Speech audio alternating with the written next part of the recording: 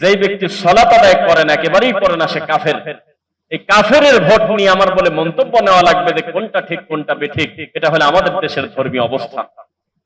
আপনাকে ফিরে আসতে হবে ওই কথার দিকে, ওমা ইউমিনু আকসারুহুম বিল্লাহ ইল্লা ওয়া হুম মুশরিকুন। আল্লাহ সুবহানাহু ওয়া তাআলা বলতেছে কোরআন মাজিদে, তারা অধিকাংশ ঈমান আনে না, এই কথা আমি আল্লাহ বলি নাই। তারা ঈমান আনার পরেও তারা মুশরিক। কত বড় ভয়ঙ্কর কথা! তারা ঈমান আনছে, এরপরেও তারা মুশরিক, তার মানে তাদের ঈমান নাই, শিরক মিশ্রিত ঈমান তাদের।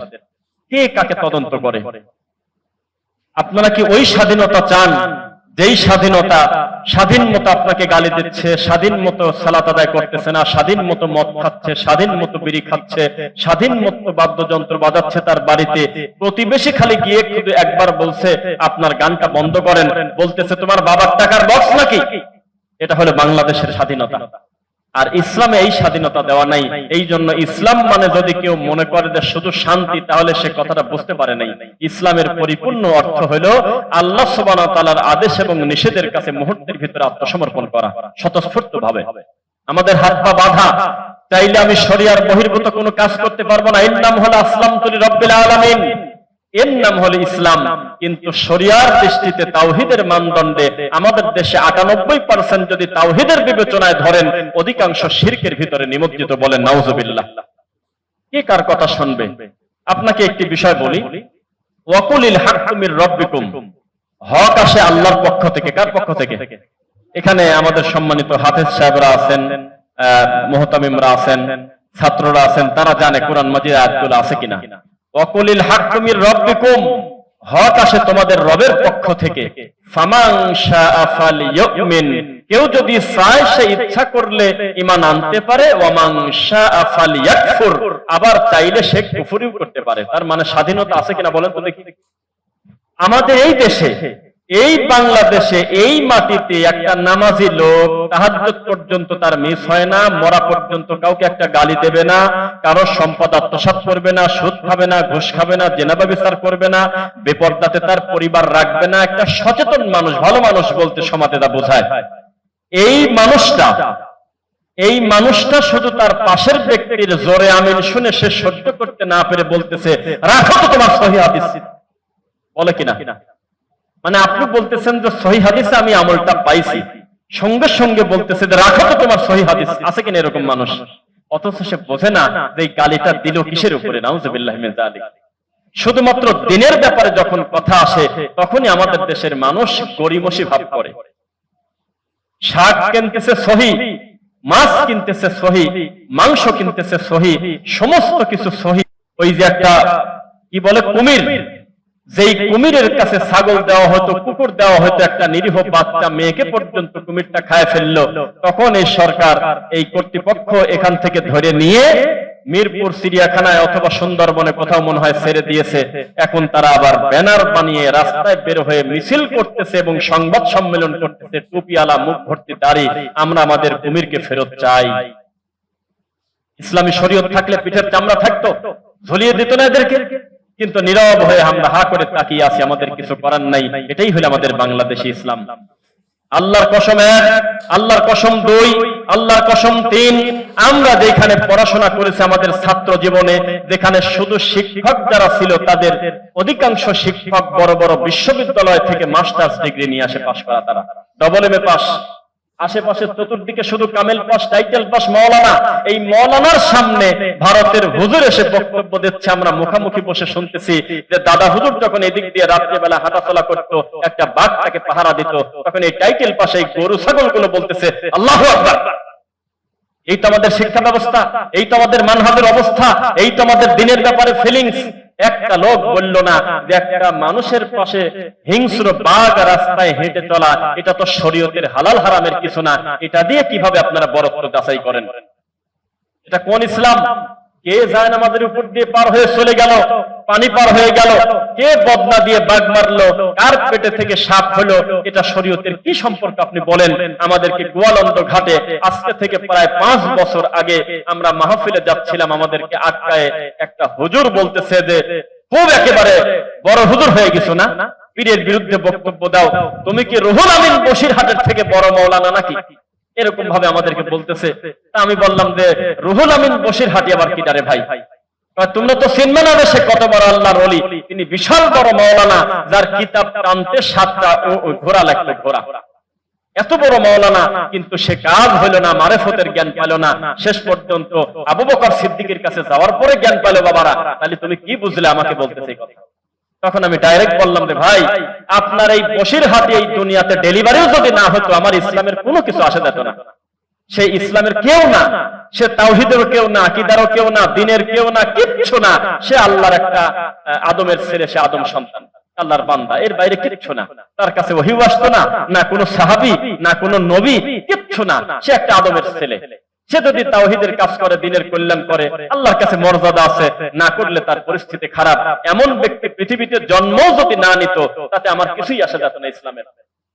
কিন্তু যাদের উপরে শরীয়ত ভেরি করেছে, মুহাম্মদ সাল্লাল্লাহু আলাইহি ওয়াসাল্লামের মৃত্যুর পর সাহাবায়ে কেরামের পর তাবেঈনদের পরে বড় বড় ইমাম, বুখারী, মুসলিম, আবু দাউদ, তিরমিজি, নাসাঈ, নাসিরউদ্দিন আলবানী সমসাময়িক বড় বড় বিদ্বান, যাদের মাধ্যমে আল্লাহ তার কোরআন হাদিসের বেশি খেদমত নিয়েছে, তাদের নামই জানে না এই জাতি।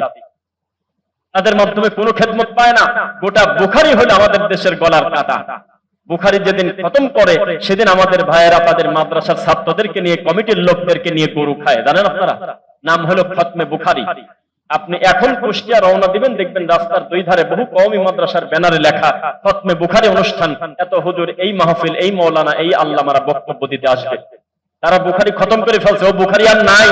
শুরু থেকে শেষ পর্যন্ত ইন্নামাল আমালু বিন্নিয়াত থেকে একেবারে আখিরুল হাদিস থেকে শুরু করে পুরো বুখারী তারা খতম করে গরু খালো, জিলাপি খালো, বুখারীতে আমিন খুঁজে পায় নাই। বুখারী অনুযায়ী রুকু শেখে নাই, বুখারী অনুযায়ী রাসূলের পদ্ধতিতে 2 রাকাত সালাত করার ভাগ্য তার হয় নাই। আকিকা কাকে বলে আর কুরবানি কাকে বলে, এই পার্থক্য লোকটা বোঝে না, অথচ বুখারী খতম করে ফেলতেছে আমাদের এই দেশে। এতে আমি আপনার সাথে বক্তব্য দিচ্ছি, এই মুহূর্তে এখন পর্যন্ত বহু মরা বাড়িতে কোরআন খতম রানিং চলতেছে আমাদের দেশে। বিশ্বাস করেন আপনি? এখন এই মুহূর্তে আমি খুতবা দিচ্ছি না, খুতবার পরে অথবা আগে একদিনে অন্তত বাংলাদেশের মাটিতে 1000 খতম করবে এরকম নিরীহ কোরআনে হাফেজ ছেলেরা এবং তার ওস্তাদরা সহ। আমাদের দেশে খতম হয়ে যাচ্ছে কোরআন, মানে কোরআন শেষ, একবারে শেষ করে দিচ্ছে কোরআন। কিন্তু তাবিজ কবজ করলে কি হবে, মানুষের জিন কবজ করলে কি হবে, মানুষকে ব্ল্যাক ম্যাজিক করলে কি হবে, মানত করলে কি হবে, মানুষের নামে কুরবানি দিলে কি হবে, কিচ্ছু জানে না, অথচ কোরআন খতম। এই হলো আমাদের দেশের শিক্ষা ব্যবস্থা। আপনাকে ফিরে আসতে হবে ওয়াকুলিল হাক্কু মির রাব্বিকুম, আল্লাহর পক্ষ থেকে হক আসে। প্রতিটা দিন আপনি বলতেছেন ইহদিনাস সিরাতাল মুস্তাকিম, প্রতি সালাতে, প্রতি রাকাতে। তার মানে আপনি নিজের অজান্তেও তো আপনি চাচ্ছেন তরিকায়ে মুহাম্মদ রাসূলুল্লাহ সাল্লাল্লাহু আলাইহি ওয়াসাল্লাম। আপনি নিজে আল্লাহকে বলতেছেন যে আল্লাহ, আমি কোন তরিকা বিশ্বাস করি না, একমাত্র মুহাম্মাদি তরিকা আপনি আমাকে দেন। সেই লোকটা নামাজের পরে কিসের ভিত্তিতে আপনি বলেন যে আমি হলো মুজাদ্দিদি তরিকার লোক, আমি হলো চিশতিয়া তরিকার লোক? এই তরিকাগুলো কোন পর্যায়ে জানেন? এই তরিকা হলো গরুর মার্কেটের মতো, এক এক জায়গার বাজার এক এক রকম। আল্লাহর কসম, এই বাংলাদেশের সবচেয়ে বেশি মুরিদ যার, এই পীর খোলা মাঠে বলতেছে জান্নাতে যেতে নাকি তরিকা লাগবে 126টা। আস্তাগফিরুল্লাহ পড়েন। আর কোরআন বলতেছে একটা, ওয়া আন্না হাযা সিরাতি মুস্তাকিমান ফাত্তাবিউ, একটাই রাস্তা, তার নাম সিরাতাল মুস্তাকিম, যার নাম হলো তরিকায়ে মুহাম্মদ রাসূলুল্লাহ সাল্লাল্লাহু আলাইহি ওয়াসাল্লাম। এখন উনি বলতেছে জান্নাতে যাওয়ার তরিকা কয়টা? 126টা। এবার বলতেছে দেখেন, এত তরিকাটা আপনি মানতে পারবেন না, কঠিন হবে। আপনাদের সহজ করার জন্য সবচাইতে শর্টকাট জান্নাতে যাওয়ার তরিকার নাম হলো চিশতিয়া সাবেরিয়া, যেটা আমার বাপ দাদা ছিল নিয়মের উপরে। এই সহজ জিনিস ছেড়ে আপনার কথা আমার কথা শুনবে এই লোকের ঠেকা আছে? এত শর্টকাটে যদি জান্নাতে চলে যাওয়া যায়, কবরের পাশে দাঁড়িয়ে যদি ধুম মেরে বসে থেকে মরা মানুষের কবরে কি হচ্ছে এইটা বুঝতে পারা যায়, আর কি লাগে? আমাদের যদিও গ্রামে কম থাকা হয়, তবে আমাদের বাড়ি আর আপনাদের বাড়ি খুব বেশি পার্থক্য কিন্তু খুব বেশি দূরে নয়। আমাদের অঞ্চলে পীর ফকিরের পরিস্থিতি এত কঠিন, ওয়াল্লাহি আল্লাহর কসম, এই জুমার খুতবায় আল্লাহ তোমার ঘরে দাঁড়িয়ে কথা দিচ্ছে এতগুলো মানুষের সামনে, আমার নিজের চোখ দেখেছে, কান শুনেছে, অন্তর দিয়ে আমি কল্পনা করেছি, বুঝেছি। রানিং পীর সাহেব বলতেছে, বাবারা প্রতি বছর অন্তত 2টা দিন কবর কাশফ করো বাবা। আমরা ভারত থেকে আসি, আমরা সব সময় টাইম পাই না, যখন আল্লাহর ওলিরা আসে, নবীর বংশ আসে, তখন তোমরা কবরে একটু কাশফ করো। এটা কি বোঝেন? কবরের কাশফ কথাটা বোঝেন? মানে এই ঠাকুর ধরে নিয়ে কবরে নিয়ে যাব, উনি যে এরকম কিছু সময় চুপ করে থাকবে, এরকম চুপ করে থেকে বলবে তোমার আব্বার একটু অসুবিধা হচ্ছে, কিছু টাকা দাও, কিছু এটা করো সেটা করো, আস্তে আস্তে ঠিক হবে। অথবা যদি বেশি ধনী লোক হয় তাকে একটু পাম দেবে যে তোমার আব্বা খুব ভালো আছে। তখন ওই লোক বলবে আপনি চান কি? যেই লোকটা 30 বছর আগে মাটি দিয়েছি, জীবনে স্বপ্নে আসলো না, সেই বাপ কবরে ভালো আছে, আপনার মাধ্যমে জানলাম, আপনি চানটা কি? নাউজুবিল্লাহ মিন যালিক। অথচ কাঁচা কঞ্চি নিয়ে অথবা গরু পিটানোর লাঠি নিয়ে যদি ওই লোকটার ওই পীর সাহেবের পিছনে মনে অন্তত বাড়ি শুরু করে দেন, সরাসরি মায়ের পড়ার আগ পর্যন্ত ঘুরে তাকাবে না, কারণ ও জানে না যে পিছনে কি হচ্ছে, এখন মায়ের শুরু হবে। এটার নাম হলো গায়েব। এটার নাম একটু বলেন মুক্তি। গায়েব মানে ওনার কাছে প্রেজেন্ট না, উনি যে ধুম ধরে বসে এইভাবে দেখতেছে, মাটির নিচের অবস্থা জানতে চাচ্ছে, যেটা জগতি আলাদা, আল্লাহর কাছে গায়েবের খবর। এই লোকটা পিছনে মায়ের শুরু হবে, অথচ সে জানে না। আপনি শুরু করেন, যদি কোনো রিস্ক হয় আমাকে বলবেন, আপনি প্রশাসনিক ভাবে, আপনি ব্যক্তিগত ভাবে না। একটা গরু ঘুটাগাড়ার যে কি বলেন আপনারা, খাইকে বলে নাকি, ওইটা নিয়ে পিছন থেকে তাকে পিটানোর জন্য যাবেন, আর পিঠে মার পড়ার 1 সেকেন্ড আগে পীর সাহেব বলবে না এই কে রে, অথবা এদিক থেকেই বলবে না তুই অমকের ছেলে অমক, তুই আমাকে মারতে আসিস কেন, এটা বলবে না। কারণ সে দেখে না, কিন্তু মাটির নিচে দেখে। মুহাম্মদ সাল্লাল্লাহু আলাইহি ওয়াসাল্লাম দেখে না নিচের অবস্থা। ফাতেমা আনকিদি নাফসাকি মিনান নার, জাহান্নামের আগুনের ভয় করো। মুহাম্মাদের বেটি হিসেবে বিচারের মাঠে তোমার কোনো ফয়সালা হবে না, আমলে সালেহ করো, আল্লাহকে খুশি করেই তোমাকে জান্নাতে যেতে হবে। আর নিচের খবর দেখতেছে ফুরফুরা, যদি না দেখে তাহলে আমি মিথ্যুক, যদি এই খবরগুলো তারা না প্রচার করে। মানুষ মরে গেছে আমাদের পাবনা কুড়িপাড়া, চলে আসতেছে ঠাকুর, চলে আসতেছে, এসে বাপ জানাজা দিয়ে দিচ্ছে, নইলে দেশে কোনো আলেম নাই, জান্নাতে ঢুকায় দিচ্ছে। এত শর্টকাটে যারা জান্নাতে যেতে চায়, এই লোকটা তো আমার কথা শুনবে না ভাই। এত বেদাত, এত শিরক, এত তাওহীদের কথা শুনে তার লাভ কি? সে তো বসে আছে। একবার যদি পীর সাহেব কাবলা যদি একবার মুনাজাত করে দেয়, একবার যদি উনি আমার মায়ের জানাজাটা করে দেয়, আমার ঝামেলা শেষ, আমি এত টেনশনে যাব কেন? সাবধান, ইসলামী শরীয়তের ক্ষতি ইতিহাস প্রমাণ করে কোন ব্রাহ্মণের দ্বারা এত ক্ষতি হয় নাই, টুপিওয়ালাদের দ্বারা যত ক্ষতি হয়েছে। ও মুসলমান, আপনাদের এই ওসমানপুর ইউনিয়ন পরিষদের সামনে একটা ব্রাহ্মণ যদি 30 বছর যদি ওখানে চেয়ার টেবিল নিয়ে বসে থাকে, ও আমার এলাকাবাসী, রমনাথপুর এলাকাবাসী, তোমরা এদিকে আসো, আমি তোমাদেরকে 5টা ইবাদত দেব, জান্নাতে দেওয়ার 5টা আমলের কথা বলে দেব। একটা লোক তার কথা শুনবে না। প্রথমেই বলবে তুই তো মালায়ন, তুই তোর তো আগেই তুই নাই, তুই তো লাইনের বাইরে লোক, তুই আমার নামাজ দিবি কেন, তুই আমার ইবাদতের কথা বলিস কেন, ইবাদতের সাথে তো তোর কোনো সম্পর্ক নাই। তার মানে মালায়ন সরাসরি ক্ষতি করতে পারতেছে না। আর একটা টুপিওয়ালা হুজুরকে ডাকা লাগবে না, খালি জুমার খুতবা দাঁড়িয়ে বলবে ও আমার জাতি, যেই নবীকে সৃষ্টি না করলে আসমান জমিন আল্লাহ কোনো কিছু সৃষ্টি করতো না, সেই নবীর উপরে পড়ি সাল্লাল্লাহু আলাইহি ওয়াসাল্লাম। সবাই বলতো সাল্লাল্লাহু আলাইহি ওয়াসাল্লাম, অথচ তারা জানে না এত সুন্দর মিষ্টি কথার নামই হলো জাল হাদিস। এই হলো সমাজের চিত্র। জাল হাদিস কত মিষ্টি, বেদাত কত মজাদার জিনিস, এই জাতিটা বুঝতে পারে নাই, ধরে নিয়ে এনেছে। হুজুর মাথায় পাগড়ি নিয়ে বলতেছে বাবারা, পাগড়ি মাথায় দিয়ে পড়লে 70 গুণ নেকি, পাগড়ি ছাড়া পড়লে 70 হারাবেন। একটা লোক বলল না যে পাগড়ি পরাটা ভালো কাজ, কিন্তু এটা তো নেকির কম বেশের জিনিস না। কেউ মন্তব্য করে নাই। হুজুর যেহেতু বলছে কথা ঠিক। হুজুর দাঁড়িয়ে বলতেছে 4 নামে আকিকা, 3 নামে কুরবানি, আপনার অমুক অমুক অমুকের নামে আল্লাহু আকবার। 2টা ভুল। ব্যক্তির নাম রিডিং করে পরে পাবলিকের শোনানোর জিনিস না, এটা অন্যান্য নিয়তের মতোই তার সেন্টারে নিয়ত হয়ে যাবে যে আমি কি কারণে কোরবানি দিচ্ছি। 2, আকিকার সঙ্গে কোরবানির কোনো সম্পর্ক নাই। আমাদের দেশে বলে আব্দুল্লাহ কোরবানি, আল্লাহু আকবার। ব্যক্তির নামে কোরবানি কিসের? অমুক অমুকের পক্ষ থেকে আল্লাহর নামে, এইটা হবে কোরবানি। তবে হুজুরের নাম ধরে রিডিং করার জিনিস না। যার যার কোরবানি সেই সেই সামর্থ্য মতো করবে, আর আল্লাহকে বলবে আল্লাহ তুমি কবুল করো। একার কথা শোনে এই সমাজে শত শত বিদাতি আমল, হাজার হাজার জাল হাদিস প্রচার করতেছে, কোন ব্রাহ্মণের দ্বারা ক্ষতি হয় নাই। হুজুর বলতেছে এ কোথায় আছেন, আসেন, আমাদের আল্লামা বক্তব্য দিতে আসবে। আল্লামা মানুষকে বলায় নিচ্ছে। আরো জোরে বলেন ঠিক কিনা? পাবলিক ঠিক না বেঠিক এটা বোঝে কিভাবে? ওর কাছে তো সবই ঠিক। আমি এখন বক্তব্য দিচ্ছি, আমি এমন বক্তব্য আমি একটা মাহফিলে বলছিলাম, আপনারা মনে আছে কিনা, আল্লাহর কসম এই ঘটনা ঘটেছে বাংলাদেশে, যে দ্বিতীয় বক্তা প্রধান বক্তার আলোচনা শুনবে কিভাবে, এখনো তো ওঠেই নাই। দ্বিতীয় বক্তা বলতেছে ডক্টর জাকির নায়েক হলো ইহুদির দালাল, ঠিক কিনা বলেন? পাবলিক বলল ঠিক। এরপরে প্রধান বক্তা একটা বক্তব্যের পর্দায় এসে তিনি বলতেছে, ডক্টর জাকির নায়েক হলো আয়াতুম মিন আয়াতিল্লাহ, আল্লাহর আসমানের নিচে জমিনের উপরে বর্তমানে আল্লাহর একটা নিদর্শন, আল্লাহর একটা নিয়ামত, ঠিক কিনা বলেন? হ্যাঁ ঠিক। একই কমিটি, একই শ্রোতা, একই সভাপতি, একই মাইক, সবকিছু ঠিক, খালি বক্তা চেঞ্জ। এই পাবলিকের নাম হলো জড়বস্তির, কোনো অনুভূতি নাই, এর কোনো অনুভূতি নাই। এ খানদানের মাজারে মুরগি দেবে, গরু দেবে, এ দুনিয়ার শিরক বিদআত মেনে নেবে, এর হাক্কে লা ইলাহা ইল্লাল্লাহ। 72 বছর ওয়াজ করে একটা মরা মানুষের মাজারে সেজদা দিলে পাপ হয়, এইটা বোঝাতে পারে নাই। আমরা 32 মিনিট বক্তব্য দেওয়ার পরে 4টা লোক মায়ের খেয়ে চলে আসলাম, তার সাক্ষী এখানেই আছে। আপনি বিশ্বাস করবেন জন্য আর আমি দাঁড় করালাম না, নাহলে দাঁড় করা প্রমাণ দিতাম। এখানে আছে, এই খুতবাতে আছে। 4 জন লোক আমরা রক্ত ঝরালাম। আমাদের অন্যায় হলো ওই কবর কেন্দ্রিক শিরকের কথা বলার কারণে। অথচ এই শিরকের কথা 72 বছর নাকি হুজুররা বলে 70 বছর, অথচ 70 জন মানুষও দিন বোঝে নেই। এখনো মরা মানুষকে সেজদা দেয়, এখনো প্রতিবন্ধী বাচ্চাকে কবরে গড়াগড়ি পাড়ায়, আর কবরের মাটি নিয়ে কপালে নেয় আর চুমা খায়। এই জাতির ভোট নিয়ে সংসদে দেওয়া দিন প্রচার করবেন আপনি? মাথার মধ্যে কি গোবর নাকি কিছু জ্ঞান বুদ্ধি আল্লাহ দেশে? যেই জাতির 99 জন কোরআন বোঝে না, যেই জাতির 98 জনকে যদি বলেন যে ভাই আকীদা কাকে বলে, হা করে তাকায় থাকে, সেটা আবার কি? আল্লাহ কোথায় আছে বললে হুজুর মানুষ পর্যন্ত রেগে যায়। আরে এগুলো নাস্তিকদের প্রশ্ন, আল্লাহ নাই কোন জায়গা? নাউজুবিল্লাহ। কি বলতেছেন এগুলো? সৃষ্টিকর্তা সম্পর্কে আপনার জ্ঞান নাই কেন?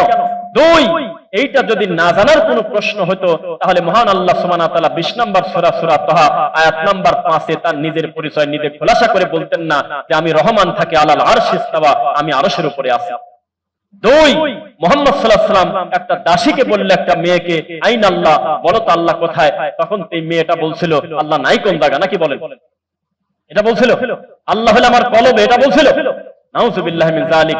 আমাদের দেশে আল্লাহ কলবে, এটা প্রমাণ করার জন্য আমি নাম বলতেছি, আবার আপনারা ভয় পায় না। আমি ভয় না পেলে আপনি ভয় পাচ্ছেন কি? কথাটা প্রমাণ করার জন্য সিরিয়াস বলতে হয়। দেখবেন যে ফুরফুরার একটা বক্তার বক্তব্য পাওয়া যায়, তার নাম জানি না, তিনি খুব কড়া করে বক্তব্য দিয়ে মনসের পাগল আছে না, এটা মনসের হাল্লাস, এই ভণ্ডকে আল্লাহর ওলি প্রমাণ করার জন্য তার 1.5 ঘন্টার বক্তব্য আছে। কেউ কি শুনছেন এই বক্তব্যটা? শুনছেন না? আপনি শুনছেন? দেখবেন যে কথাগুলো খুব ক্লিয়ার, টনটনা, ভেঙে ভেঙে বলে, কলকাতার ভাষা, খুব সুন্দর করে ভাষা বলতেছে মনসের পাগল হলো আল্লাহর ওলি। নাউজুবিল্লাহি মিন যালিক। আস্তাগফিরুল্লাহ। কোন আলেমকে তারা জ্ঞানী মনে করে না। ওই পাগল, ওই জটালা, ওই শিকল, ডব, বদনা, এইগুলো নিয়ে পড়ে আছে জঙ্গলে, এইগুলো হলো তাদের আল্লাহর ওলির প্রকাশ। আর আমাদের দেশের এই মুরব্বীদের বাবারা রাগ করবেন না, কথা সিরিয়াস বলি, কানের ভিতরে না ঢোকা, মনের ভিতরে ঢোকান কথাটা। আপনারা মনে করেন যে অমুকের ছেলে আল্লাহর ওলি হবে কি কারণে? অমুক খতিব আল্লাহর ওলি হবে কি কারণে? ও তো অমুকের ছেলে, ও তো অমুক মাদ্রাসায় পড়ছে, ও কেন আল্লাহওয়ালা ভালো মানুষ হবে? ভালো মানুষ হবে হলে ওদের ভারত থেকে আসবে সেগুলো, নবীর বংশ, নবীর নাতিপুতি, ছেলে পেলে, এগুলো। এটা মানুষের স্বভাব, মানুষের মস্তিষ্কে ঢুকে গেছে, এটা মানুষের বোঝ। আস্তাগফিরুল্লাহ আযীম। আপনাকে একটা কথা বলি, সবাই আমার দিকে তাকাবেন। বিশ্বাস করেন, আমি এই জুমার খুতবা আমি ঠান্ডা মাথায় বলতেছি, আপনাদের এলাকায় কোনো হিন্দু নাই আশপাশে? নাই? আপনি আমার এই কথা যদি মিথ্যা হয়, তাহলে আমাকে আজকে খুতবার পরে এই খাম্বার সাথে বাঁধে রাখবেন। হিন্দু, নবীর বংশ, নবীর আওলাদের রাসূল, আমার কথা আপনি প্রমাণ করেন। এখন যে কোনো একজন হাত তোলেন। নরেন্দ্র মোদীও নবীর ছেলে। আমি বলতেছি, খুতবায় বলতেছি, আপনার কথা মতো বলতেছি না। হাজার হাজার লোকের কাছে আমার বক্তব্য চলে যাবে। আপনি আমার কথা চ্যালেঞ্জ করেন যে আমি মিথ্যা বলছি। আপনি যে কলার ধরে যে গার জোরে বলেন যে বাবা ফুরফুরা থেকে এসেছি, নবীর বংশ, নরেন্দ্র মোদীও নবীর বংশ, ঠেকান আমার কথা। ইন্না খালাকনাকুম মিন যাকারিন ওয়া উনসা ওয়া জাআলনাকুম শুউবান ওয়া ক্বাবাইলা লিতাআরাফু। নিশ্চয় প্রত্যেকেই নবীর সন্তান, আদমের ছেলে মেয়ে। আল্লাহ 2 জন থেকে দুনিয়া সৃষ্টি করেছেন, আদমের ছেলে মেয়ে সৃষ্টি করেছেন। এক হলো আদম, এক হাওয়া। 2, তোমাদেরকে ভিন্ন ভিন্ন জায়গায়, গোত্রে, রাজ্যে, রাষ্ট্রে আলাদা আলাদা করছি তোমাদের বিচ্ছিন্ন হওয়ার জন্য, না লিতাআরাফু, যাতে পরিচিত হতে পারো। কুষ্টিয়ার একটা লোক যদি নোয়াখালী গিয়ে হারিয়ে যায়, তার মুখের ভাষা শুনে অন্তত বোঝা যাবে যে আমাদের অঞ্চলের লোক না, কুষ্টিয়ার রাজবাড়ির দিকে হতে পারে। বরিশালের একটা ছেলে যদি এখানে চলে আসে, ভুল করে হারিয়ে যায়, তার মুখের ভাষা দেখে আমরা বুঝতে পারবো ছেলেটার বাড়ি বরিশাল, পটুয়াখালী, ওই দিকে হতে পারে। আমার কথা বুঝতেছেন না মনে হয়? লিতাআরাফু, তোমাদেরকে আলাদা করা হয়েছে তোমাদের ভাগ করার জন্য না, পরিচিত হওয়ার জন্য। ইন্না আকরামাকুম ইনদাল্লাহি আতকাকুম, নিশ্চয় সবচাইতে তাকওয়াশীল ভালো তারা যাদের তাকওয়া বেশি, আল্লাহ ভীরুতা বেশি। যে নবীর বংশ 1450 বছর আগে থেকে নবীর বংশ টানতেছে। আচ্ছা ভালো কথা, নবীর ছেলেই তো টেকে না, তুমি কি ডাক? ইখরিজুহুম মিনাজ যুলুমাতি ইলান নূর, কি হুজুররা ঠিক আছে? ওয়া ইখরিজুহুম মিনান নূরি ইলাজ যুলুমাত, এটা আল্লাহ সিস্টেম। আল্লাহ বলতেছে আমি অন্ধকার থেকে আলো বের করি, আলো থেকে অন্ধকার বের করি। ইব্রাহিম আলাইহিস সালাম হলো আলো, তার আব্বা হলো অন্ধকার। লূত আলাইহিস সালাম আলো, তার বউ অন্ধকার। আদম আলাইহিস সালামের একটা ছেলে মার্ডার কেসের আসামি, নূহ আলাইহিস সালামের ছেলে বিপদে। আরে পাগল, 1450 বছর আগে ওই মানুষের কাছে বলে আমরা হলো নবীর বংশ। কথাই তো পিটানের কথা। ইসলামে কোনো বৈষম্য নাই, রক্ত প্রথা, বর্ণ প্রথা, কালো সাদা খাটো লম্বা কিচ্ছু নাই। প্রত্যেকে ফকির মিসকিন যখন আল্লাহু আকবার বলে হাত বাঁধবে তখন কোনো ভেদাভেদ থাকবে না। যার তাকওয়া যেমন আল্লাহ তাকে ভালোবাসবে তেমন। রাগ করতেছেন মনে হয়? আমাদের দেশে গণেশ পূজা চলে, জীবন্ত গণেশ। এক একটা পীর হলে এক একটা গণেশ, এক একটা রাম, এক একটা লক্ষ্মী, এক একটা সরস্বতী, এক একটা ভগবতী। প্রত্যেকটা পীর এক একটা গণেশ। গণেশ যদি না হবে ও তো লজ্জায় কান ধরে জাতির সামনে বলবে বাইরে তোরা যে আমাকে ওঠার আগে বললি যে সারা বাংলায় আলো সৃষ্টিকারী খ্যাতি সম্পন্ন বক্তা, তওবা কর ভাই, আমি জানি আমি কতটা খারাপ, আমাকে তোরা এইগুলো বলিস না, আমার ভয় করে, আসলে আমি এই যোগ্য লোক না। এটা ভালো মানুষের বাচ্চাতে এই কথা বলবে। আমাদেরকে যখন উপস্থাপক প্রেজেন্ট করে আমাদেরকে দেখেন তো দেখি, আমাকে বসায় রেখে 5 মিনিট প্রশংসা করছে, যদি দেখাতে পারেন আমাকে বলেন আপনি, আমি থামায় দিই। বসেন, বসেন বলেন। এখন বক্তব্য দেবে রফিকুল ইসলাম বিন সাইদ, বাড়তি কিছু বলবেন না। বসেন। কোকিল কণ্ঠ বক্তা, সারা দেশের বাতিলদের আতঙ্ক, এই সেই, এগুলো বলা যাবে না। বসেন। আরে পীর বসে থাকে ধুমমারি বোরকা পরে, আর তার মুরিদ পাশ থেকে বলতেছে এখন বক্তব্য দেবেন আওলাদে রাসূল, সুদূর অমুক হইতে আগত আন্তর্জাতিক খ্যাতি সম্পন্ন নবীর বংশ, এই সেই দুনিয়ার নারী ভুড়ি টেনে নিয়ে তারপরে বলতেছে আমাদের অমুক পীর খাবলা। আর সে কত নারী ভুড়ি টানে তার হিসাব নাই, মেজ হুজুরের, দাদা হুজুরের, কাকার নাতির, ছেলের নাতির, দোস্তের হিসাব নাই। সাবধান, বিচারের মাঠে মুহাম্মদ সাল্লাল্লাহু আলাইহি ওয়াসাল্লামের মেয়ে হিসেবে বিচার হবে না, বিচার হবে আদমের ছেলে মেয়ে হিসেবে, তার নেক আমল হিসেবে ইনশাআল্লাহ। পড়েন। আপনি কি বলতেছেন এগুলো আমি কথা বুঝলাম না। আপনাকে কোন শয়তান চোখে পেশাব করে দিল? আপনি তো লালনের মন্দিরের গাদাখোরদের মতো আপনার চিন্তা। তাদেরকে গাদাখোর বললে তারা রাগে, জানেন আপনি? আপনি এখন যান কুষ্টিয়া, যদি লালনের মন্দিরে যারা গাঁজা খায় ওদেরকে যদি বলেন যে ভাই তুমি গাঁজা খাচ্ছ কেন, দেখবেন যে আপনাকে মারতে আসবে। তাদের দৃষ্টিতে এটা গাঁজা না, এটা হলো সিদ্ধি। এত বড় একটা নিকৃষ্ট খারাপ জিনিসের নাম পরিবর্তন করছে, এটাকে নেশা বলা যাচ্ছে না। বলতেছে খায়া যদি বমি করে তালি হারাম, আর যদি খায়া যদি ঠিক রাখে তাহলে এটা জায়েজ আছে। এটা হলো গাছ, এটা আল্লাহর নিয়ামত, এগুলো বলে প্রকাশ্যে তারা প্রচার করতেছে। গাঁজাখোর বলেন তো দেখে যায়, যান কালকে, যান কালকে যায় ওদেরকে প্রকাশ্যে বলবেন তোমরা সবাই গাঁজা খাচ্ছ দেখতেছি আমি, বলেই দেখেন কি অবস্থা হয়। তারা সিদ্ধি খায়, গাঁজা খায় না। আমাদের দেশের ভণ্ডদের হলো এই কথা, যেটা হাদিস কোরআনের সাথে একটু মেলে না, সেটা কয় যে এটা হলো ওলিদের কারামত। বাবা, ওলিদের বলে কারামত। আর যেই ইবাদতের কোন সম্পর্ক নবী থেকে নাই সেটার নাম দেশে বেদাতে হাসানা। হাসানা পাসানা সয়ানা বলে কোনো কথা নাই। বেদাত মানেই হলো পথভ্রষ্ট গোমরাহি। মুহাম্মদ সাল্লাল্লাহু আলাইহি ওয়াসাল্লাম ডাইরেক্ট বলেছে কুল্লু, মানে প্রত্যেক বেদাত, নতুনত্ব মানেই হলো খারাপ দিনের নামে। কিসের নামে বলেন তো? এই কথা আপনি বুঝবেন। এই দেশের আপনার সবচেয়ে বড় হুজুর যাকে মনে করেন, সেই লোকটার ওয়াজ হলে টেবিল, চেয়ার, ক্যামেরা, মাইক, এই যে আরএফএল চেয়ার, মোবাইল, এটাগুলো বেদাত বলে। দুঃখে কোন কি করব কোন?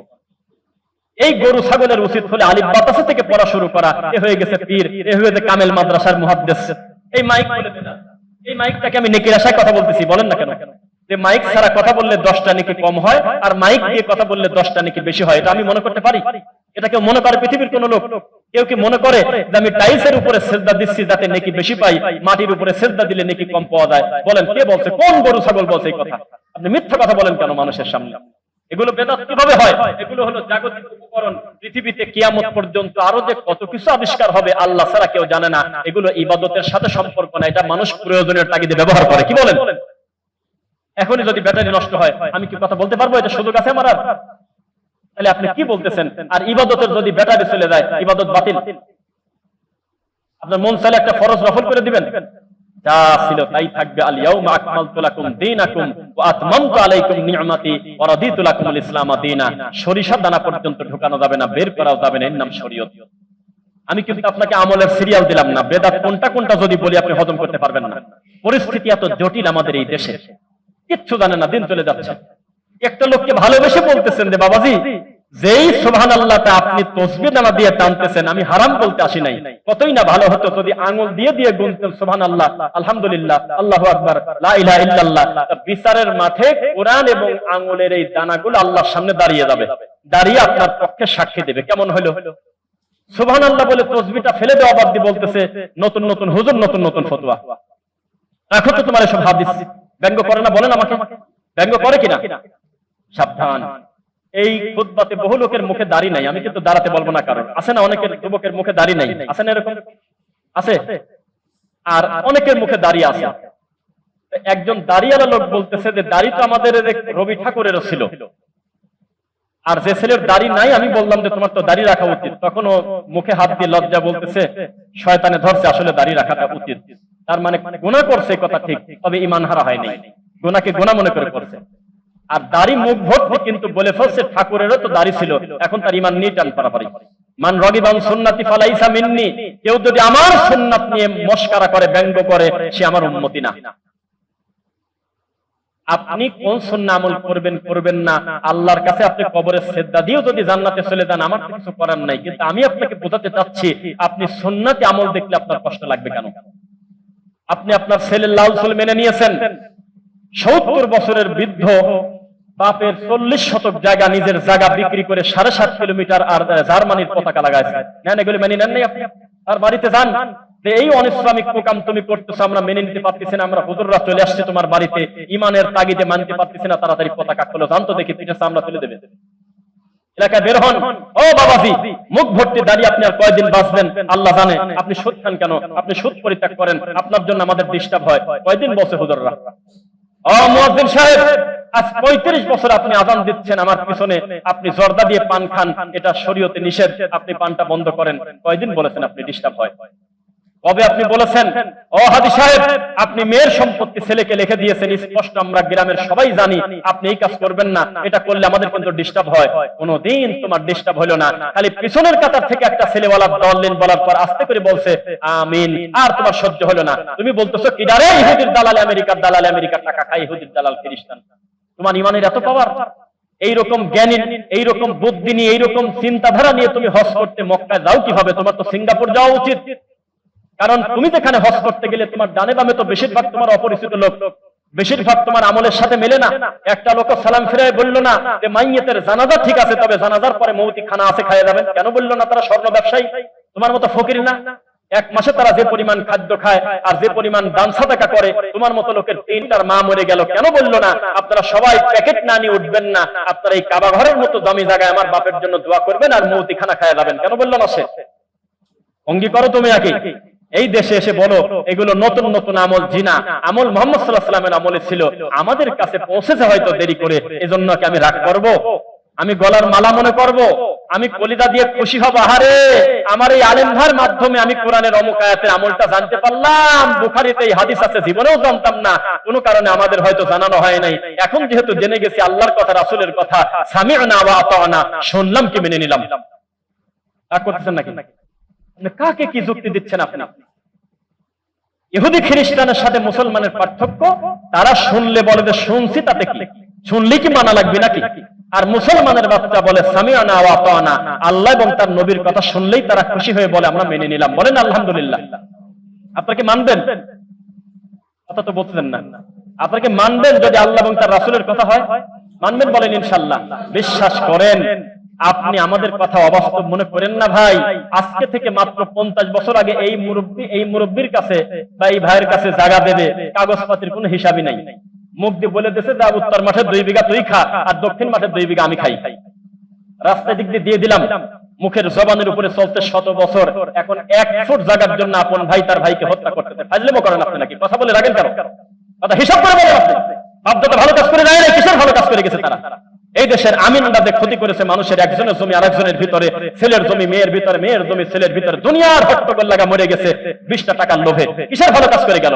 কথা বললেই বলেন যে আমার বাপ দাদা বোঝে না। বোঝে না? জি বোঝে না, বোঝে না, কিছুই বোঝে নাই। দিনের ব্যাপারে তার কোনো ইন্টারেস্ট ছিল না, রাত দিন গাধার মতো খাটেছে, কষ্ট করেছে, আল্লাহকে সিজদা দেয় নাই, বেশিরভাগ এভাবেই মরে গেছে। আমি মানবো তাকে? কঠিন পরিশ্রম করে 70 বিঘা সম্পদের মালিক রেখে গেছে তোমার দাদা তোমার বাপকে, এরপরেও তোমার বাপের এটা বুঝ আসলো না, আমার বোনদের দেওয়ার পরেও তো আমার আরো 40 বিঘা থাকে, এত টেনশন নেবো কেন? আর 40টা বছর তোমার বাপ তোমার ফুফুর জমি দেয় না, আর তুমি বলতেছো যে আমার বাপ দাদা কি ইসলাম বোঝে না? বোঝে না, আসলেই বোঝে না। ইল্লা কলিলা, তবে কিছু বোঝে, বেশিরভাগ তারা বোঝে নাই। ওমা ইউমিনু আকসারুহুম বিল্লাহি ইল্লা হুম মুশরিকুন, অধিকাংশ তারা ঈমান আনার পরেও তারা শিরক করেছে। বাপ দাদার দোহাই দিচ্ছেন, এটা হলো দুনিয়াবি বললাম। আর আল্লাহ সুবহানাহু ওয়া তাআলা যে কথা বলতেছে এটা আরো ভয়ঙ্কর। আয়াতটা পড়ি, সবাই খেয়াল করবেন। সূরা লুকমান 31 নম্বর সূরা, সূরা লুকমান আয়াত নাম্বার 23, 21, 20, 23, 33। আপনি একটু সিরিয়াল করে দেখবেন গোটা সূরাটা। আল্লাহ সুবহানাহু ওয়া তাআলা বলতেছে যে ওয়া ইযা কিলা লাহুম ইত্তাবিউ মা আনজালাল্লাহ ক্বালু বাল নাত্তাবিউ মা ওয়াজাদনা আলাইহি আবানা। তাদেরকে যখন সরাসরি আল্লাহ এবং তার রাসূলকে মানতে বলা হয়, তখন তারা বলে, যারা রাখো তো, আমার বাপ দাদা কি বোঝে না? আমার বাপ দাদা যেটার উপর রেখে গেছে সেটাই তো আমাদের যথেষ্ট। কি রাগ করতেছেন? এটা বলে কিনা? বলে কিনা? বাপ দাদার দোয়াই দেয় না? বাপ দাদার শবে বরাত দিন দিন উঠে যাচ্ছে কেন? বাংলাদেশের কথা বলতেছে, অন্য দেশে না। শবে বরাতের রুটি হালুয়া দিন দিন কমতেছে না বাড়তেছে? একটু বলেন না কেন আপনারা, কেন কমতেছে? এটা যদি ভালো হয় তো আমরা আরো বাড়াবো, আমরা আরো বেশি বেশি বাড়াবো। এটা এই দেশে এমন জঘন্য মিথ্যাচার করা হতো, এক একটা মিথ্যা দিবসকে প্রতিষ্ঠিত করার জন্য এখন শুনলে গায়ের লোম দাঁড়িয়ে যায়, সহ্য হয় না, ইমানের কারণে রাগ হয়। কি বলতো জানেন? বলতো যে নবীর দাঁত ভেঙে গেছিল তো, সেই জন্য তিনি নরম জিনিস খাইতো, এই জন্য আমরা রুটি হালুয়া বানাই। বলেন কোন দুঃখ কোথায় রাখবো? এখন আমার আব্বা ফজরের নামাজ পড়তে যায়, বৃষ্টির দিন, কাদায় পা পিছলে পড়ে গিয়ে একটু পা মচকে গেছে, পা ভেঙে যেতে পারে কিনা বলেন তো ভাই? বলেন যে আল্লাহ হেফাজত করুক, বলেন আমিন। তবে পড়ে যেতে পারে কিনা? তখন ডাক্তার বলল ব্যান্ডেজ করে দিলাম, আপাতত 20টা দিন সরাসরি মাটির উপরে পাটা না রেখে একটু টানায় রাখবে, একটু রেস্টে থাকো। বলতে পারে না? তখন এই বাড়িতে আমার আব্বা পেশাব পায়খানা যাচ্ছে, রাস্তায় বা হাঁটাহাঁটি করতেছে, একটা ঠ্যাং উঁচু করে লাঠি দিয়ে তিনি ভর দিয়ে হালকা হালকা চলে। কিন্তু আমি তো তার আদরের ছেলে, আমি তো তাকে ভালোবাসি, আমি তাকে সহ্য করতে না পেরে আমি একটা বাজার থেকে লাঠি কিনে নিয়ে এসে আমি বাবার সামনে হাত উঁচু করে করে হাঁটলাম। ভালো হলো না ভাই? কেন ভালো হবে না? কি বলতেছেন এগুলো? আমি আমার বাপকে অনুসরণ করলাম, তার ব্যথা আমি ব্যথিত। তিনি যতবার এই পা নিয়ে ইস বলে ততবার আমার ভিতরে লাগে আমি আমার আব্বাকে এত ভালোবাসি, এই জন্য সহ্য করতে না পেরে আমি হলে পা একটা উঁচু করে আমি লাঠি হাতে করে হাঁটলাম। ইয়ার কি করা হলো না বাপের সাথে? মুহাম্মদ সাল্লাল্লাহু আলাইহি ওয়াসাল্লামের যদিও দাঁত ভাঙছে কবে, ওই যে চাচার কবর কোন জায়গা, চাচি কাঁদে কোন জায়গা, একটা কথা আছে। যদিও যে কোনো জায়গা কাঁদলেই আল্লাহ শোনে, এটা একটা কথার কথা। আমাদের দেশের মানুষ জানে না যে রাসূলের যুদ্ধে যে দাঁত ভাঙার ব্যাপারটা আলাপ আলোচনায় আসে, যদি দাঁত ভেঙেও থাকে এটা কবে ভাঙছে তা জানে না। ভাঙলো কোন মাসে যুদ্ধ হলো, আর এই পাগল খাচ্ছে কোন মাসে হালুয়া। দুই, মুহাম্মদ সাল্লাল্লাহু আলাইহি ওয়াসাল্লামের দাঁত ভাঙছে যাতে তোমার দাঁতটা ভালো থাকে, যাতে তুমি জমিনে ভালোভাবে চলতে পারো, দিন পালন করতে পারো, এই জন্য বড় কষ্টটা তিনি করে গিয়েছেন। ইয়া রাসূলুল্লাহ, আল্লাহর এই জমিনে দিনের জন্য সবচেয়ে বেশি কষ্ট করছে কারা? মুহাম্মদ সাল্লাল্লাহু আলাইহি ওয়াসাল্লাম বললেন আল আম্বিয়া, নবীরা, তারপরে কারা? সুম্মাল্লাযীনা ইয়ালুনাহুম সুম্মাল্লাযীনা ইয়ালুনাহুম, তারপর থেকে ঈমানের গতি যেমন তার শাস্তি তেমন, কষ্ট তেমন। তোমার জন্য এত কষ্ট করে গেল, আর তুমি রোগী কত বড় খারাপ, তুমি হাডওয়ার রুটি বানায়া তুমি নবীর সাথে আর কি করতেছো, ব্যঙ্গ করতেছো, একটা দিবসই বানায় নিলে। নাউযুবিল্লাহি মিন যালিক। কেন জাতি বোঝে না? মুসলমানের কাজ আছে সকাল থেকে সন্ধ্যা পর্যন্ত, সকাল সন্ধ্যার জিকির আছে, তাসবিহ আছে, ঘর থেকে বের হতে দোয়া আছে, সহবাসের দোয়া আছে, পেশাব পায়খানা ঢুকতে দোয়া আছে, বাজারে ঢুকতে দোয়া আছে, সালাম আছে, মুসাফাহা আছে, মানুষের খবর নেওয়া আছে, অসুস্থ ব্যক্তির খবর নেওয়া আছে। প্রত্যেকটা সময় কোনো না কোনো আমল দিয়ে বান্দা চাইলে সারাটা দিন পূর্ণ করতে পারে। এই বাঙালি আমল খুঁজে না পায় জিকির বানাইছে। কথা বুঝতেছেন? আমার ভাষা কি বোঝেন? ক্লিয়ার কি বোঝা যায়? পিছনে যারা আছেন সবাই আমার কথার একটু আওয়াজ দিবেন, আমি যতটুকুন বলবো ততটুকুন, এর বাইরে না। আমার হাতে কি? উত্তর দিতে বলছি। আমার হাতে মাইক্রোফোন। আমার হাতে কি? মাইক্রোফোন। এই মাইক্রোফোনটা কিন্তু নিশ্চিত আমাদের দেশের কোন হুজুররা বানায় নাই, আমি কিন্তু জানি। বলেন বানাইছে? এইটার প্রতিষ্ঠাতা কোন ইহুদি খ্রিস্টানই হতে পারে, সম্ভাবনা বেশি। যে ক্যামেরাতে আমার বক্তব্য রেকর্ড হচ্ছে এটা কিন্তু কোন ইহুদি খ্রিস্টানেরই মূল তৈরি, জানেন আপনি? বুঝতেছেন না মনে হয়। এই ফ্যানটার মূল মালিক খুঁজতে গেলে পার্সপাতি বেশিরভাগ কোন না কোন অমুসলিম বা বেনামাজি কিন্তু হওয়ার সম্ভাবনা বেশি। কোন আলেম মানুষ কোরআনের হাফেজ কিন্তু এই ফ্যানটা বানায় নাই। এই যে আরেকটা চেয়ারের উপরে আমি বসে একটু পর বসবো, মাঝখানে একটু সময়, এটাও কিন্তু আমার কোন আলেম ভাই বানায় নাই। একটু আগে আমি টয়লেটে গিয়েছি, টয়লেটের বদনাটা কিন্তু কোনো আলেম বানাতে পারে নাই, অথচ তার নামের আগে লেখা আল্লামা। আল্লামা মানে মহাজ্ঞানী। নাউযুবিল্লাহি মিন যালিক। এত বড় জ্ঞানী, কোরআন হাদিস গবেষণা করে টয়লেটের একটা বদনা পর্যন্ত আমরা হুজুররা বানাতে পারি নাই। যদি বানাতো অন্য তরিকার হলেও আমি দোয়া করতাম যে আল্লাহ আমার এক আলেম ভাই একটা বদনা বানাইছে। বদনা বানানো কোনো পাপ না, মানুষের উপকার হয় না ভাই? এই বদনার যে কত মূল্য টেনে উঠলে বুঝবেন। টেনের বদনার গলায় শিকল দেওয়া থাকে, টেনের বদনা চুরি করে নিয়ে 2 টাকা বেশি গাঁদা খায়, নিশা করতাম। বদনার কত দাম, এই বদনাটা পর্যন্ত আমাদের দেশের হুজুররা বানাতে পারে নাই। জিকির বানাইছে, তরিকা বানাইছে, পাগড়ি বানাইছে, একজনের জুব্বার কালার আরেকজনের সাথে মেলে না। একজনের টুপির কালার একজনের সাথে মেলে না, এটাও একটা তরিকা বানানো এখন নাও। তাহলে আমরা কালার দেখে বুঝলাম এটা কোন গোড়ার কোন গোয়ালের গরু। নাউযুবিল্লাহি মিন যালিকা, আস্তাগফিরুল্লাহ। ওই সেই পটুয়াখালী, আমাদের ভোলা, বরিশাল, পটুয়াখালী, আমতলী, বরগুনা ওই দিকের সফরে সেই মধুখালী নাকি নদী পার হতে গিয়ে সেই কথা মনে পড়ে যায়। আমাদের জামার কলার দেখে তাদের ভালো লাগতেছে না, বলতেছে যে আপনাদের তাকওয়া কম। কেন? কয়েকদিন নবীর সুন্নতি জুব্বা আপনারা পরেন না। সুন্নতি জুব্বা কাকে বলে? কয়েকদিন এখানে বোতাম থাকা যাবে না, কিছু টানা থাকবে, এখানে কলার ছাড়া তালি দেওয়া আর হাঁটুর একটু নিচে আসবে।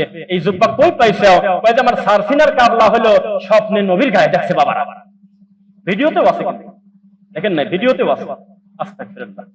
গ্রামের লোক সব ওইটাই মানে, সমস্ত লোক মানে এইটা, যেই ছাত্র যেই হুজুরটা কলার ছাড়া জুব্বা গায়ে দেয় আর এইভাবে চলে, তাহলে সেই লোকটা তাকওয়া আছে ভালো। আর কলার আলা জুব্বা ফারা পাঞ্জাবি গায়ে দিলে তার তাকওয়া কম। আমাদের দেশে এটা চলে।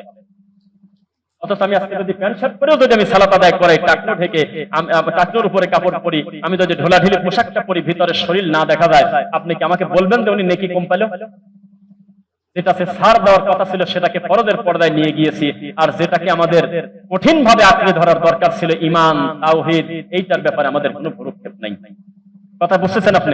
এইবার আসেন আর একটা কথা।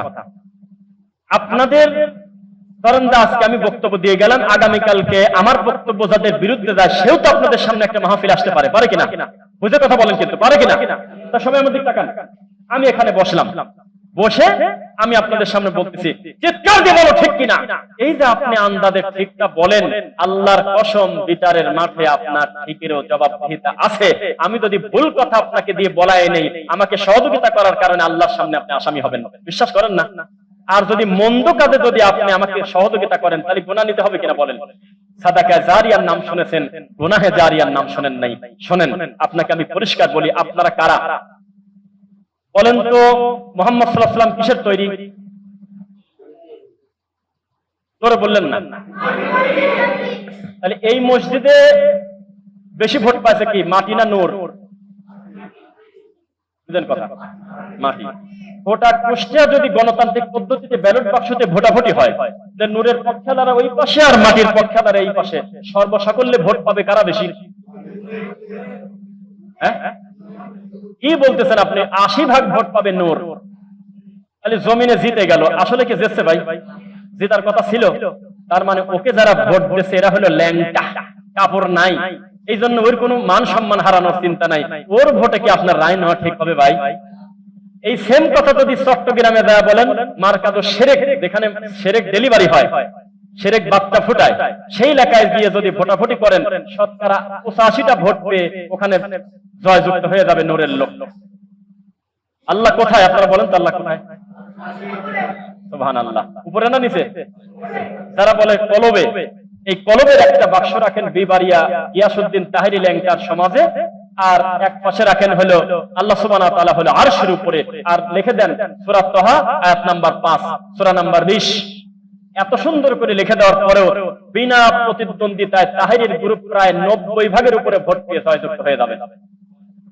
আমার কথা কিন্তু আপনি আজকে বুঝে নিন। আমি খালি বারবার টেনশন করতেছি, আল্লাহ এই যে সময় চলে গেল, আমার কত মনটা চাচ্ছে আমার ভাইদের সামনে আমি অনেক কথা বলি, কিন্তু সুযোগ হয়নি। এটা জুমার খুতবা, টাইম একটা লিমিটেশন আছে। খোলা মাঠের বক্তব্য হলে লম্বা সময় নেওয়া যায়। আমার মনটা চাচ্ছে আপনারা সহজে বুঝবেন, তাই বললাম কথাটা। এই যে আমরা হুজুররা যে ভোটাভুটি করে আপনাদেরকে বলি, আরো জোরে বলো ঠিক কিনা, এটা কি সঠিক রায়? এতদিন যারা তাকবীর দিয়ে দিয়ে হুজুরকে কোলে করে নিয়ে ঘুরতেন, মিলাদ করায়া, শবে বরাতের রুটি খাওয়ায়া, কোরআন খতম করায়া, হাজার হাজার টাকা বকশিশ দিয়ে, রুমাল ধরে ধরে দাদা হুজুরের কলব মেদো হুজুরের চলে গেল, ওই কলব চলে গেল আদমের কাছে, আদমের কলব আব্দুল কাদের জিলানী, এর কলব চলে গেল আরশে মাওলায়। এই যে কলব চতুর্দিকে চক্কর খাওয়ালো, এটা কি সঠিক ভোট ছিল না বেঠিক ভোট ছিল? এটা হলো আমাদের গণতান্ত্রিক ভোটের মতো। একটা মেথরের ভোটের মূল্য যেমন, আমার ভোটের মূল্য একই। আর আমাদের দেশে যারা গণতান্ত্রিক পদ্ধতিকে ভালোবাসে, তাদের কাছে ব্রাহ্মণ আর মসজিদের ইমাম, ভগবান আর আল্লাহ যদি হুবহু এক না হয়, তাহলে লোকটা ভোট পাবে না। এই মাদ্রাসার ছাত্রকে যে পরিমাণ মূল্যায়ন করতে হবে, একটা মন্দিরের হুবহু বলতে হবে যে আমার বুকে আসো, নইলে একটা ভোট হারাবে। এটা হলে আমাদের দেশেও ইসলামের কথা বলতেছে। আমার বড় দুঃখ। আমি তো আপনাকে বলতেছি, আপনার পাশের জেলায় ট্রেনকে পূজা করে, রেলগাড়ির পূজা করে, ওই মেদিনীপুরের পীর সাহেব প্রকাশ্যে মানুষের সামনে ঘোষণা দিয়ে গেল, আল্লাহ যখন উপরে তখন আল্লাহ আহাদ, আল্লাহ যখন মাটির উপরে তখন আল্লাহ মুহাম্মদ। একটা লোক জোতা খোলে নাই। আমরা হলে তারা প্রকাশ্যে ঘোষণা দিচ্ছে দাদা হুজুর জাহান্নামে গেলে আমরাও জাহান্নামে যাবো, ঠিক কিনা বলো? পাবলিক কয় হ্যাঁ ঠিক। কি করবেন ঠেকান এখন? অথচ মুহাম্মদ সাল্লাল্লাহু আলাইহি ওয়াসাল্লাম বারবার বলতেছে ইন্নাকা মাইয়িতুন ওয়া ইন্নাহুম মাইয়িতুন, আমি মুহাম্মদ মারা যাব, তারাও মারা যাবে। লা ইন আশরাকতা লা ইয়াহবাতান্না আমালুক, আমি মুহাম্মদও যদি শিরক করি আমার আমল আমার আল্লাহ বাতিল করে দেবে। তাহলে মুহাম্মদ সাল্লাল্লাহু আলাইহি ওয়াসাল্লাম শিরক করবে না কিন্তু আমরা জানি, কিন্তু যদি করে তার আমল বাতিল করে দেবে, আল্লাহ তাকে ধমক দিচ্ছে। আর দাদা হুজুর নাকি কোন জায়গা ভুল করলে কোরআন তো মিথ্যা হয়ে যাবে বাবা, ওইটাই তো নিয়ম। বুঝে শুনে কথা বলেন, বিবেকে নেন, আজকের কথা কানে নিয়েন না। আপনাকে বারবার বলতেছি কান দিয়ে শুনেন না, বিবেক দিয়ে শুনেন। লাহুম কুলুবুল লা ইয়াফকাহুনা বিহা ওয়া লাহুম আ'য়ুনুল লা ইবসিরুনা বিহা ওয়া লাহুম আযানুল লা ইয়াসমাউনা বিহা উলাইকা কাল আনআমি বাল হুম আদাল। আল্লাহ আমাদের দিনের জন্য কবুল করুন। জুমার খুতবার প্রথম পর্ব শেষ করছি। বারাকাল্লাহু লানা। আলহামদুলিল্লাহ, ফাইন্না খায়রাল হাদিসি কিতাবুল্লাহ ওয়া খায়রুল হুদা হুদা মুহাম্মদ সাল্লাল্লাহু আলাইহি ওয়াসাল্লাম ওয়া শাররাল উমুরি মুহদাসাতুহা কুল্লু মুহদাসাতিন বিদআ ওয়া কুল্লু বিদআতিন দালালা ওয়া কুল্লু দালালাতিন ফিন্নার। রাব্বিরহামহুমা কামা রাব্বায়ানি সগীরা, রাব্বিরহামহুমা কামা রাব্বায়ানি সগীরা, ওয়া কিনা আযাবান নার। অপরিচিত শব্দগুলো কেউ আমিন বললেন না আপনারা। এই যে দোয়া করতেছে আল্লাহর কাছে, কিন্তু যদি বলতাম রব্বানা যালামনা আনফুসানা ওয়া ইল্লাম তাগফির লানা, সবাই আপনারা চিৎকার দিয়ে উঠতেন। তার মানে এটার বাজার ভালো। আর আমি যেটা বললাম একটু আগে, এটার বাজার মার্কেট কম। যেই জিনিস ছাড়া নামাজ হয় না, তাশাহুদের বৈঠক একটা সবচেয়ে শক্ত মত। ইচ্ছাকৃতভাবে যদি কেউ আত্তাহিয়াতুদ দরুদ না পড়ে তার সালাত হবে না, একটা বড় ধরনের একটা তরক চলে গেল তার তাশাহুদের বৈঠকে। সবচেয়ে দামি দরুদ হলো তাশাহুদের বৈঠকে চলে। এই দরুদ এতই বেদামি যে নামাজের বাইরে চলে নাই, মার্কেট নাই। এত জলসায় গিয়ে বলি আল্লাহুম্মা সাল্লি আলা মুহাম্মাদ ওয়া আলা আলি মুহাম্মাদ, আমি সহ দুই একজন লোক খালি মুখ দিয়ে একটু মাঝে মধ্যে বলে হালকা। আর যদি বলি আল্লাহুম্মা, এই কথা বলে যদি আমি একটা পানির বোতল পুরো শেষ করি, বাকিটা এই কমিটিটা নিয়ে বেরাবে। তার মানে বাজার ভালো না।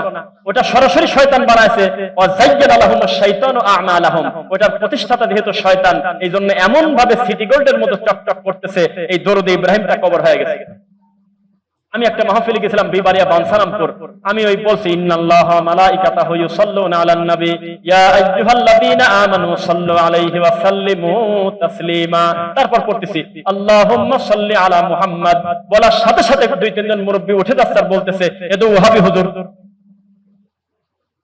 ভালো হুজুর হলে পরে পড়বে আল্লাহুম্মা সাল্লি, নাউযুবিল্লাহ। বলাও অন্যায়, বলাও পাপ। এইভাবে বিকৃত করে নোংরামি যারা করে, এটার মার্কেট বড় ভালো। মিলাদ শুনে খুশি হয়ে বাড়িওয়ালা 1 লক্ষ টাকা 2 লক্ষ টাকা 2 কাঠা জায়গা পর্যন্ত দান করতে ঢাকা শহরে রেকর্ড হচ্ছে। আমার কথা প্রমাণ আছে এই বেদাতি কাজ করার কারণে। আর ইতিহাসে আমি কোনোদিন পাই নাই যে একটা হুজুরের মুখে দুনিয়ার সবচেয়ে দামি দরুদ, যেটা পড়লে 10টা গুনাহ ক্ষমা, 10টা মর্যাদা বৃদ্ধি, 10টা আল্লাহ সুবহানাহু ওয়া তাআলা তার আমলে নেকি যুক্ত করে দেয়। এই আমলের ব্যাপারে এই দরুদ যখন মুখ দিয়ে পড়ে, কোন লোক বলে নাই যে আমি খুশি হয়েছি রে হুজুর কি সুন্দর করে দরুদ ইব্রাহিম পড়লো, 10টা টাকা হুজুরকে দাও। আমি পাইনি।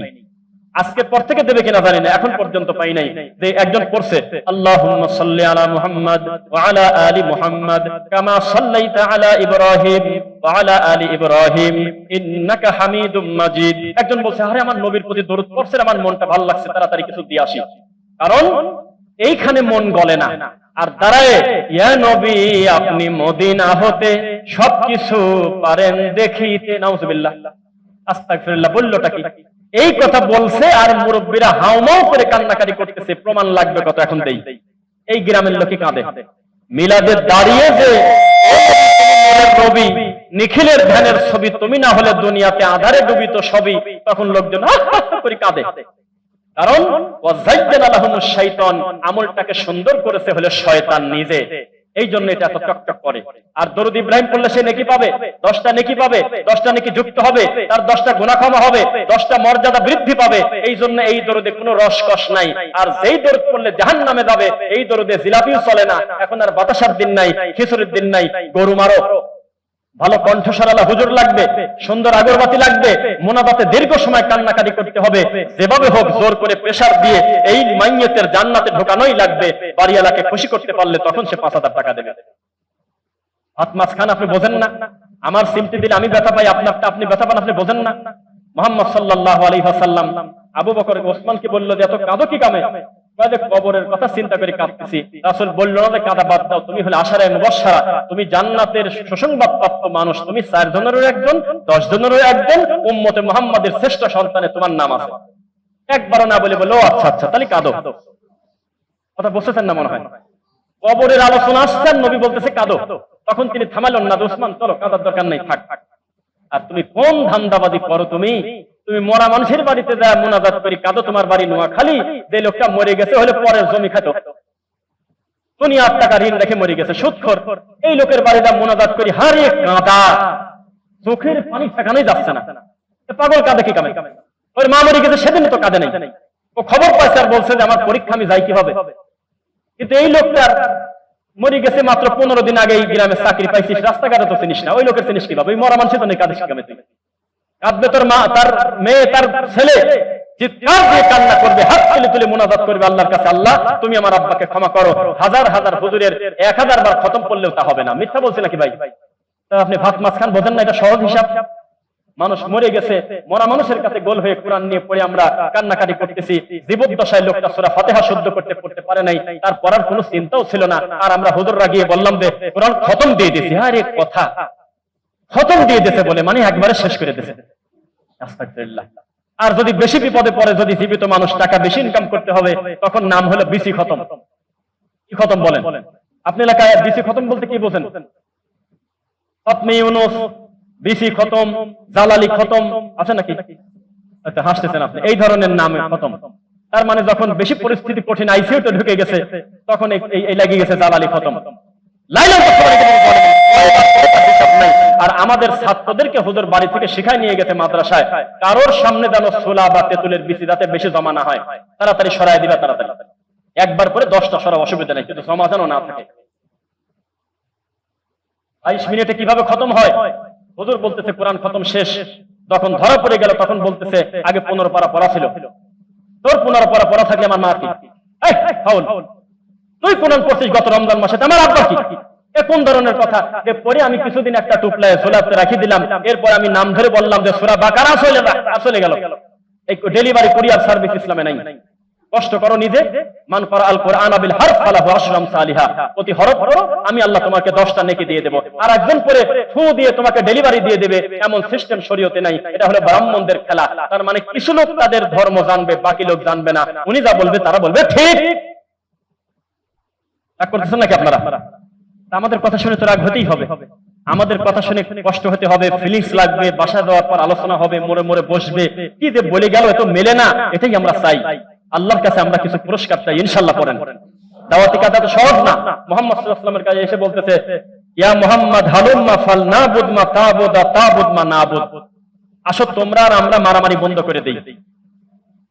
তোমরা কিছুদিন আমাদের ইবাদত করো, আমাদের মানে মূর্তিদের, আবার আমরা মিলে তোমার মসজিদে ঢুকে কিছুদিন ইবাদত করি। নবী সাল্লাল্লাহু আলাইহি ওয়াসাল্লাম মানছিল নাকি? আমাদের দেশে তো মানিয়ে নিয়েছে। আমাদের দেশে মানছে, ওইটার ব্যাপার এখন বলা যাবে না, থাক পরে বলবো। আমাদের দেশে কিন্তু টুপিওয়ালা হুজুররা মানিয়ে নিয়েছে। তারা ঐক্য করতেছে, সরষের তেল, petrol, palm oil, diesel, kerosene, নারকেল, জুঁই, কিউট সব এক জায়গা করে ওরা ঐক্য বানাচ্ছে। মাদার পূজারি একটু গরম সুন্নি, কয়েক দানা হানাফি, কয়েক দানা রেজবি, কয়েক দানা এই সমস্ত নিয়ে প্যাকেট করে বলতেছে আমরা হুজুররাও ঐক্য হয়ে গেলাম। পাগল কয় কি রে? ঐক্য হবে না, কিয়ামত পর্যন্ত হবে না। বলি ইয়া আইয়ুহাল কাফিরুন, এ কাফেরের বাচ্চা, লা আবুদু মা তা'বুদুন, তুই যার ইবাদত করিস আমি তার ইবাদত করি না। আমাদের সৃষ্টিকর্তাই তো ভিন্ন, তোর সাথে ঐক্য কিসের? আর দুইটা জিলাপির লোভে, সামান্য দুনিয়াবি একটু কারণে তুমি মুনাজাত করি হাইরে কাঁদা কাজলা, তুমি এই মিলাদের বাড়িতে যায় একটাবার বুঝলে না এই লোকটার জানাজা দেওয়া তোমার ঠিক হয় না, এই লোকটা নামাজই তো পড়ে না, এই লোকটা দুনিয়ার ঋণ রেখে মরে গেছে, মানুষের সম্পত্তি জীবনটা ভর খাইলো। তুমি কত বড় ফাউল, তুমি 2000 টাকার জন্য এই নিরীহ বাচ্চা ছেলেকে তুমি মাদ্রাসার ছাত্রদেরকে নিয়ে তুমি ওই লোকের বাড়িতে গিয়ে খতম করলে। ইসলাম এত সহজ? আলহামদুলিল্লাহ আমাদের ছাত্র এটা করে না, এটা দৃষ্টান্ত। আমাদের ছাত্র ওস্তাদরা এই প্রকাম করে না, আমরা সুধারণা রাখি আলহামদুলিল্লাহ। আল্লাহর কাছে দোয়া করি, আল্লাহ এই মাদ্রাসায় যারা পড়াশোনা করে একজনকেও আল্লাহ তুমি মাহরুম করো না, প্রত্যেকে দিনের বড় দায়ী হিসেবে কবুল করো। এখানে যারা সন্তান দিয়েছে, যারা এই প্রতিষ্ঠানটা প্রতিষ্ঠিত করেছে, আল্লাহ টাকা দিয়ে, বুদ্ধি দিয়ে, শ্রম দিয়ে, মেধা দিয়ে, আল্লাহ তুমি তাদেরকে দিনের জন্য কবুল করো। আল্লাহ আল্লাহ তোমার কাছে আমরা অন্তর থেকে দোয়া করি, আব্দুল মুমিন সাহেবকে দিনের ব্যাপারে তুমি আরো শক্ত করে দাও, যাতে বেশি দিন তোমার দিনের কল্যাণ করতে পারে, তুমি ব্যবস্থা করে দাও। আল্লাহ তার হাতে বেশি বেশি টাকা দাও, যাতে এই টাকা দিয়ে তোমার দিনের কল্যাণ করতে পারে। আল্লাহ আর যারা দিনের ক্ষতি করে তাদের হাতকে তুমি শূন্য করে দাও। আল্লাহ আল্লাহ সারা পৃথিবী ব্যাপী ইহুদি খ্রিস্টানদের নজর গোলক ধাঁধা এই সমস্ত বিশ্বকাপ খেলার নামে আমাদের নিরীহ বাচ্চা ছেলে মেয়ে যেভাবে তাদের ধর্ম, কর্ম, দিন, ঘুম সবকিছু ফেলে পাগলের মতো ঘোরাঘুরি করতেছে, আল্লাহ পরিবারের দিন বোঝার তৌফিক দাও। আল্লাহ আল্লাহ ইহুদি খ্রিস্টানদের এই সমস্ত চক্রান্ত থেকে আমাদের গোটা মুসলিম উম্মাহকে তুমি হেফাজত করো, বলেন আমিন। এইবার কিন্তু কাউকে বাদ দিলাম না। যখন প্রশ্ন আসবে ইহুদি খ্রিস্টানের, তখন কিন্তু আমার সব মুসলমানকে আমি ভালোবাসবো, সবার জন্য আমি দোয়া করব, সব মুসলমানের জন্য বলবো আল্লাহ তুমি বাঁচাও। কোনোদিন বলি নাই যে রোহিঙ্গা মুসলমানরা জোরে আমিন বলে কিনা, কোনোদিন বলি নাই। কোনোদিনও বলি নাই যে রোহিঙ্গা মুসলমানরা বেদাত করে কিনা, জীবনেও বলি নাই, কারণ তারা মাজলুম, তাদেরকে কচু কাটা করতেছে ওই বৌদ্ধরা। কোনোদিন বলি নাই যে ইসরায়েল যেভাবে নির্যাতন করতেছে আমাদের ফিলিস্তিনের মাজলুম ভাই বোনদের, তারা হাতটা বুকে বাঁধে কিনা, জীবনেও বলি নাই কোনোদিন। খালি ডাইরেক্ট বলি আল্লাহ আমার ভাই বোনদেরকে তুমি রক্ষা করো আল্লাহ, আর যারা জালেম তুমি ধ্বংস করো। বলেন তো কেন? কারণ ইহুদি খ্রিস্টানদের বিপরীতে সব মুসলমান আমরা এক, বলেন আলহামদুলিল্লাহ। কিন্তু আপনারা কিন্তু এটা বুঝতে পারেন নাই। আপনারা ইহুদি খ্রিস্টানদের বিপরীতে মুসলমান যেমন এক, সারা বাংলাদেশের, সারা পৃথিবীর সমস্ত মাদার পূজারী, কবর পূজারী, সব বেদাতি আহলে হাদিসদের বিরুদ্ধে এক। মসজিদ ভাঙতে হবে, এখনই তাকবীর দিয়ে চলে যাবে। অথচ এনায়েতুল্লাহ আব্বাসীর দৃষ্টিতে তাহেরি কাফের, তাহেরির দৃষ্টিতে রাজারবাগী কুতুববাগী কাফের, দেওয়ানবাগীর দৃষ্টিতে চরমনাই কাফের। এক একটা পীরের সাথে আর একটা পীরের পার্থক্য আসমান আর জমিন, জিকির মেলে না, তাকবীর মেলে না, নামাজ মেলে না, সব আলাদা। কিন্তু আহলে হাদিসদের বিরুদ্ধে কথা আসলে সবাই এক হয়ে যায়। নাউজুবিল্লাহ পড়েন। সাবধান, কোরআন এবং সুন্নাহ অনুযায়ী আমরা চলবো। আল্লাহ তুমি তৌফিক দাও, বলেন আমিন। আমরা সালাতের পরে এখনই আছি, সালাত শেষ করে আমরা আমাদের এই সোনামণি বাচ্চাদেরকে নিয়ে আপনাদের প্রতিষ্ঠানের সাথে আমরা ছোট্ট একটা ভিডিও করব, যাতে এখানে আরো বেশি কোরআন তেলাওয়াত চালু থাকে। এটা চান তো ইনশাআল্লাহ? আল্লাহর কাছে দোয়া করি আল্লাহ যেন আমাদের সফরকে কবুল করেন। পরবর্তীতে যদি কমিটি মনে করে বা আপনারাও যদি বেশি আমাকে গালিগালাজ না করেন যে না এই সমস্ত লোকের কথা আরো শোনা যায়, তাহলে সময় পেলে হয়তো আমরা আবার এসে আপনাদের সামনে দুইটা কোরআন হাদিসের কথা বলবো। আল্লাহ আমাদের সে তৌফিক দিন। আল্লাহ আমাদের ওস্তাদদেরকে তুমি দিনের জন্য কবুল করো। এই কঠিন পরিস্থিতিতে, অন্ধকারের ভিতরে যেভাবে তারা তাওহীদের বাতি এইভাবে আলো নিয়ে এই সোনামণিদেরকে দিন শেখাচ্ছে, আল্লাহ আমাদের আলেম ভাইদেরকে তুমি কবুল করো। আল্লাহ মিডিয়ার ভাইয়েরা যারা দূর দূরান্ত থেকে এসেছে, যাদের মাধ্যমে লাখ লাখ মানুষের কাছে আমাদের এই কথাগুলো পৌঁছে যাবে, আল্লাহ তুমি তাদের খেদমত কবুল করো। সুবহানাক আল্লাহুম্মা বিহামদিক।